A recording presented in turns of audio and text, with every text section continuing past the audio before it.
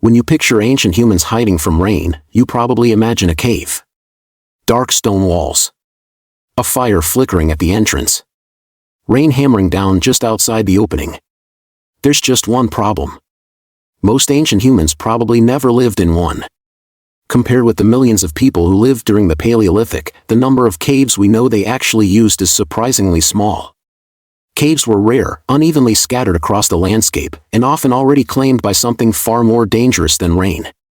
So when the sky opened and it poured for days on end, where did most people actually go? Think about what was really at stake. A soaked animal hide stopped insulating the moment it got wet, turning from protection into a cold, clinging weight. A fire, once drenched, meant no heat through a freezing night, no way to cook meat before it spoiled, and in the wrong conditions, no way to survive until morning. Shelter wasn't just about staying dry. It had to fight off wind, hold back water, and protect the one thing that made survival possible at all: fire. And the first real solution to this problem is older than our own species.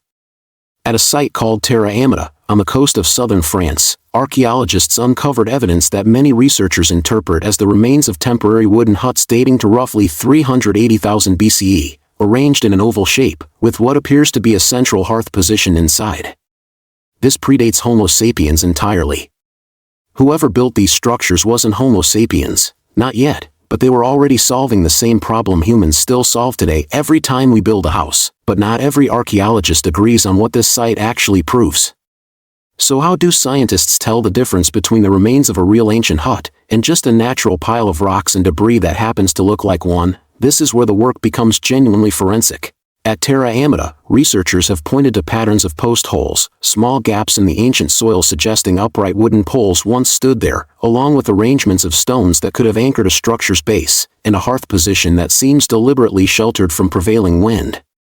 But critics have raised real, serious questions, whether some of these patterns could be explained by natural sediment shifting, root disturbance, or coincidental stone placement over hundreds of thousands of years, rather than intentional construction.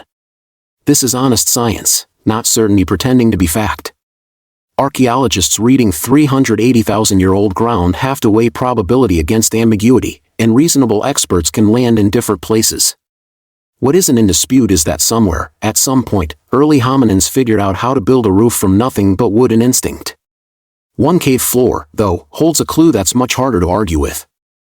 In another excavated cave, researchers found post holes arranged in a very specific pattern, not around the cave's edge, but positioned beneath a section of ceiling known to drip. Whoever lived there wasn't just sheltering inside natural stone. They built an additional, smaller roofed enclosure inside the cave itself, engineering a second layer of protection specifically to stop water falling directly onto them from above. A cave, it turns out, wasn't automatically dry. Sometimes it needed its own roof, built by the people living inside it.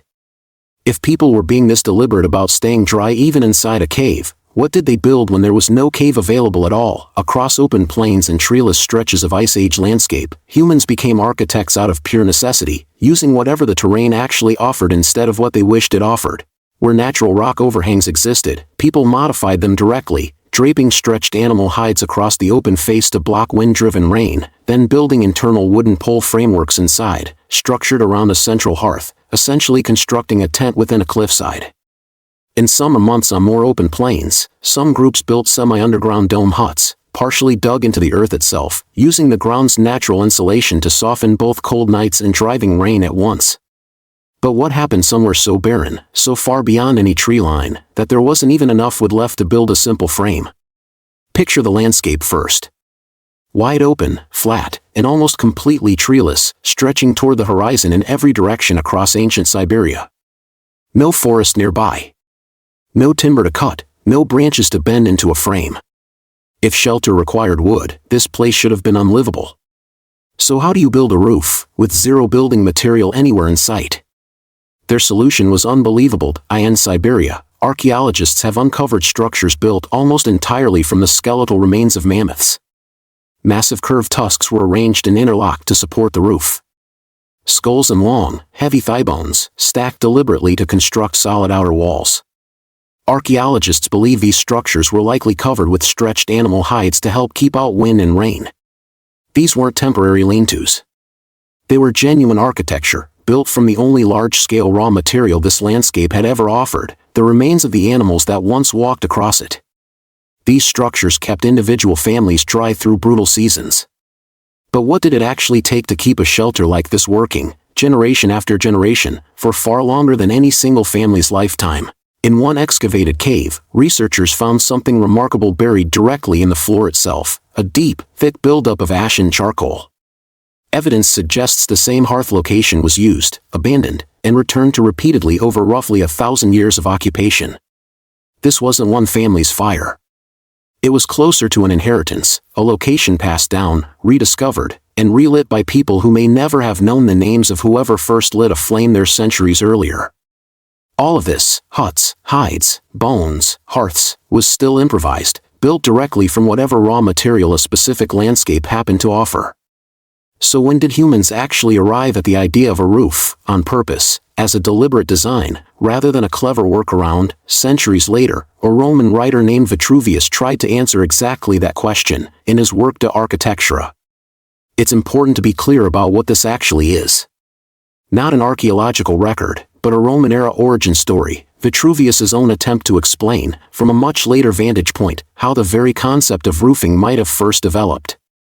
He described early shelters failing repeatedly against rain, water pooling, seeping through, and collapsing flat coverings, until people gradually learned to build roofs with a deliberate slope, smeared with clay, specifically designed to draw water away from the structure entirely, rather than simply trying to block it outright. A Roman architect, writing thousands of years after the fact, was describing the exact same core problem Ice Age humans had already solved with mammoth bone and stretched hide, just arriving at it through an entirely different material, in an entirely different era. Look at the full shape of this story now, laid out end to end. Different continents.